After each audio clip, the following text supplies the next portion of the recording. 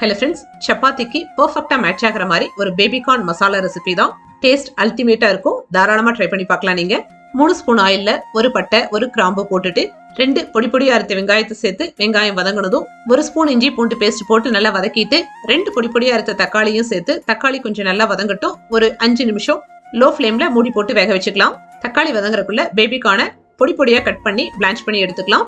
சுடுதண்ணியில உப்பு மஞ்சத்தூள் மட்டும் போட்டு 3 to 4 நிமிஷம் பேபிகார்னை வேக வச்சு வடிகட்டி எடுத்து வச்சுக்கலாம். இப்ப வதங்கின தக்காளி வெங்காயத்து கூட 1 ஸ்பூன் மிளகாய் தூளும் 1/4 ஸ்பூன் மஞ்சத்தூளும் போட்டு லோ ஃபிளேம்ல வதக்கிட்டு ஒரு 1/4 டம்ளர் தண்ணி ஊத்தி கொதிக்க வச்சுக்கலாம்.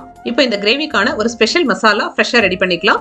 1/2 ஸ்பூன் மிளகு, 1 ஸ்பூன் சோம்பு, 1 ஸ்பூன் மல்லி, 1 காஞ்ச மிளகாய் போட்டு ஒரே 1 நிமிஷம் லோ ஃபிளேம்ல ட்ரை ரோஸ்ட் பண்ணி எடுத்து பவுடர் பண்ணி எடுத்து வச்சுக்கலாம்.